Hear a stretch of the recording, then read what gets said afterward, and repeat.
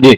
शौकत भारती साहब, सुनील लगान साहब ने एक बात कही है और जो हम लोग समझ रहे हैं कि शायद इस पे बात भी हुई है कि नेतन्याहू चुनाव और जंग दोनों हार रहा है पर मान नहीं रहा है। ये जो है, लेकिन सवाल ये है कि बात नेतन्याहू की नहीं है सिर्फ।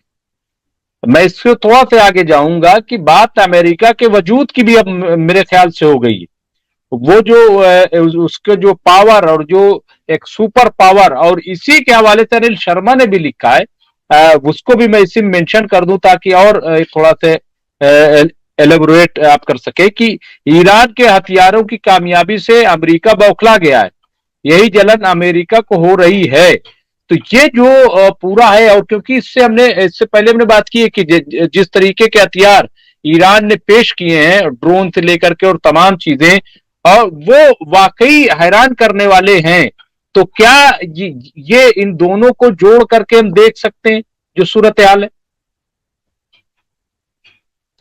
के साथ जब डिबेट शुरू हुई थी तो उसके 2-3 दिन के बाद ये बात कहा था कि अब इस जंग में या तो सीज फायर के बाद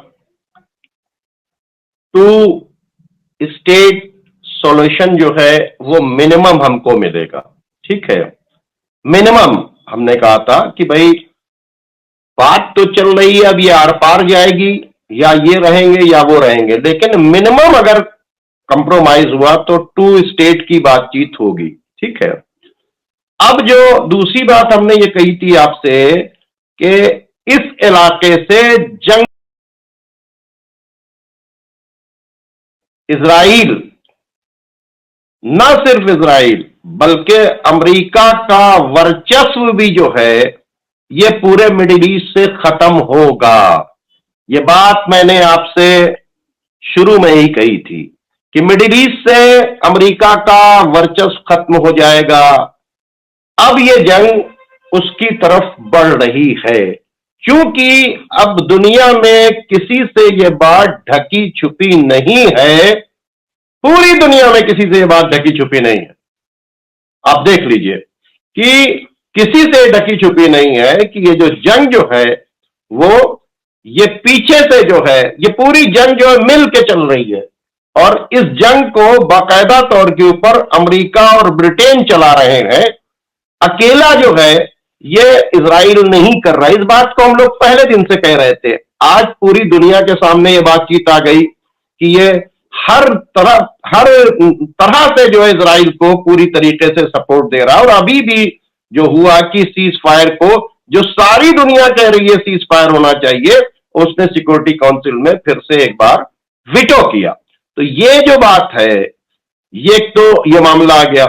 दूसरी बात यह है कि इस बीच जो पूरी दुनिया में जो अमेरिका और इजराइल की जो आर्म्स इंडस्ट्री थी, बाकायदा तौर के ऊपर जो हथियारों का कारोबार था, इस छोटी सी गजा की जंग ने इस हथियारों के कारोबार को इतना बड़ा नुकसान पहुंचाया है कि अभी जब इजराइल ने बयान दिया, इजराइल से पूछा गया कि भाई ये जो बगैर सायरन के हिजबुल्लाह के रॉकेट और मिसाइल्स आके गिर रहे हैं, तो ये सब क्या है, तुम्हारा आयरन डोम क्या कर रहा है? तो उस पर ये पूछा इजराइलियों ने, तो ये सवाल जो है रेज हो रहे हैं कि तुम क्या कर रहे हो, कैसे गिर रहा है? तो उन्होंने कहा कि ये हमने आयरन डोम जो बनाया था, ये मैंने जो हमास के रॉकेट्स को इंटरसेप्ट करने के लिए बनाया था, क्योंकि हमास की तरफ से हमें खतरा था। अब ये इस तरह के मिसाइल्स जो आ रहे हैं, हिजबुल्लाह जो एडवांस मिसाइल इस्तेमाल कर रहा है, उसको जो उसके लिए हमारे पास ये नहीं था। अब इसको हम अपग्रेड करेंगे, इसको हम समझेंगे। इसके मतलब क्या हुआ? मरकावा टैंक फेल हो गया। इसके मतलब क्या हुआ? आयरन डोम फेल हो गया। इसके मतलब क्या हुआ? इनका जो है वो ड्रोन जो रमीज 900 जिनको मिलके इन्होंने यहाँ के ऊपर बनाया है, वो वहां के ऊपर फेल हो रहा है, उसको उतारे ले रहे हैं। ना सिर्फ इनकी इंटेलिजेंस, और अब ये भी दुनिया को पता चल गया कि इनकी आर्मी जो है वो बेगुनाहों से चूंकि लौटी थी, पत्थर वालों से लौटी थी, टायर जलाने वालों से लौटी थी, उन्हें पकड़ कर ले जाती थी, टैंक के अंदर बैठी रहती थी। इनकी आर्मी बहुत कमजोर है, जो एक ग्रुप से भी जो उन्हीं के कंट्री के अंदर है, ठीक है, ये उससे भी नहीं लड़ पा रही है।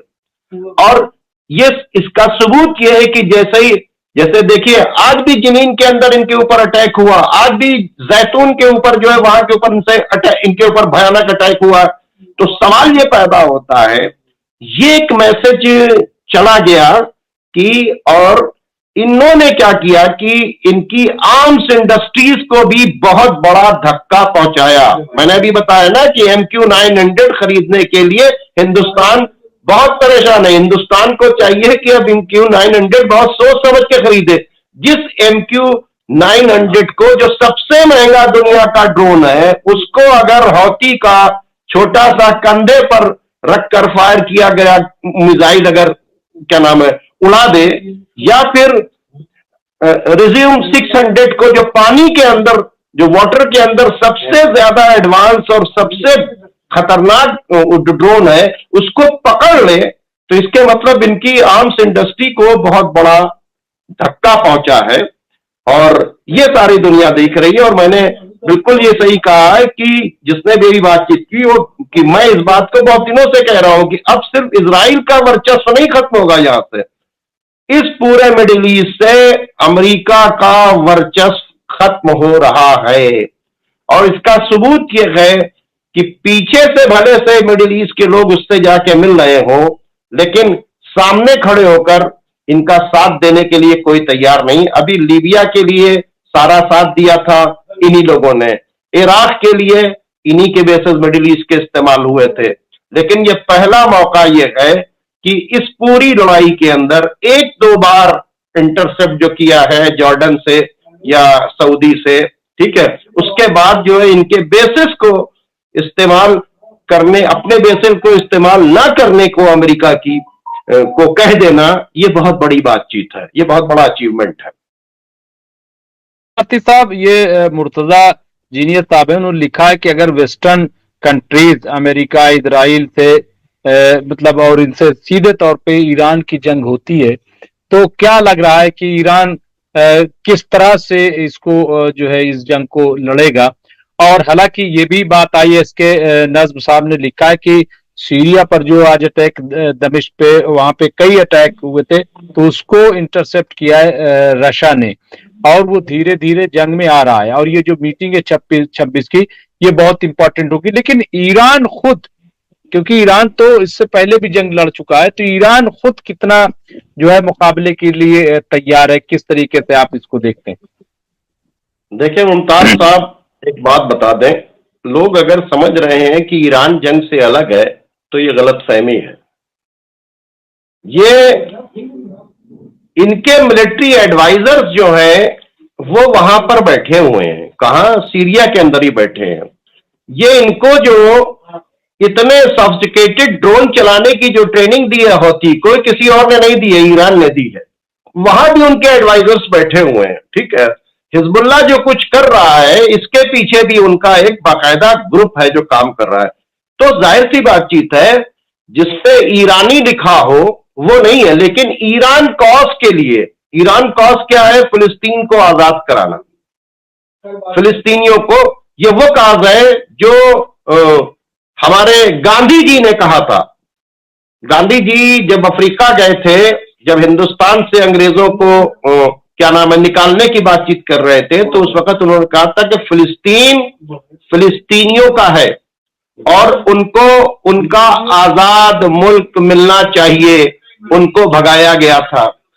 वो जो फिलिस्तीन फिलिस्तीनियों का है, जो हमारे गांधी जी ने उस बात को बातचीत की थी, जब ईरान में प्रो इजराइल और प्रो अमेरिका गवर्नमेंट हटाई गई शाह ईरान की, उसके बाद जब ईरान का रिवोल्यूशन आया, वहां पर इसी मुद्दे को रखा गया कि फिलिस्तीन जो है फिलिस्तीनियों का है, उसको हम दिलाएंगे। अब उसके बाद वहां कुछ फोर्स बनी, वो कुछ फोर्स बनी, उसके इंचार्ज जनरल कासिम सुलेमानी बने। जनरल कासिम सुलेमानी ने बाकायदा तौर के ऊपर हिजबुल्लाह को भी ट्रेन किया, किस वास्ते, फिलिस्तीन की आजादी के लिए। हमास को भी तैयार किया, किस वास्ते, फिलिस्तीन की आजादी के लिए। आईसिस को क्रश करने के लिए, जो सबसे बड़ा खतरा था, दाइश, जिसने क्या नाम है फिलिस्तीन की आजादी का सबसे बड़े पार्टिसिपेटर जो थे वो बशर असद, उनके मुल्क सीरिया को जब गिराने की कोशिश की इन्होंने, तो उसको भी यानी कि आईसिस को भी खत्म करने के लिए पूरा मूवमेंट जो चलाया वो जनरल कासिम सुलेमानी ने चलाया। और उन्होंने हजदुश्शाबी बनाई वहां के ऊपर, कहां? ईरान के, इराक के अंदर। और उसके बाद उन्होंने जो इस्लामी खिलाफत के नाम पर दहशतगर्दों का एक पूरा मुल्क जो है, और उन्होंने इराक में इस कदर कब्जा कर लिया था कि सिर्फ कैपिटल जो से 55 किलोमीटर दूर वो लोग बचे थे, यानी पूरा इराक कैप्चर कर लिया था। ये जनरल कासिम सुलेमानी ने नए लोगों को भर्ती करने के बाद उनको, और क्या कहा था अमेरिका ने कि 30 साल तक आईसिस से इराक खाली नहीं हो सकता, उन्होंने 3 साल में खाली कराया। एक सिस्तानी साहब का फतवा था कि जो अपने मुल्क को बचा सकता है वो बाहर निकले, वो बिल्कुल नए लोग बाहर निकले। उसके अंदर क्रिश्चियन भी थे, उसके अंदर शिया भी थे, उसके अंदर सुन्नी भी थे, आज भी हैं। तो जो हजदुश्शाबी है, जो आईसिस के खिलाफ फोर्स है, वो जो आज भी लड़ रहा है, वो जो क्या नाम है हजदुश्शाबी है, इसको भी पूरी ट्रेनिंग जो है ईरान की दी हुई है। तो ईरान तो जंग में है ही, ईरान तो जंग में है ही। यूं समझ लीजिए जैसे अमेरिका की प्रॉक्सी के तौर के ऊपर ब्रिटेन और क्या नाम है अमेरिका उधर से है, उसी तरीके से ये सब ईरान की ही प्रॉक्सी है, ये सब ईरान की प्रॉक्सी। तो ईरान जंग में है, ये कहना कि ईरान जंग में नहीं है, ईरान जब कूदेगा, रह गई फुल फ्लैश वॉर तो अभी हिजबुल्लाह से नहीं शुरू हुई। और ये इजराइल कह रहा है कि जिस दिन फुल फ्लैश वार शुरू होगी हिजबुल्लाह के साथ तो इजराइल का क्या हाल होगा।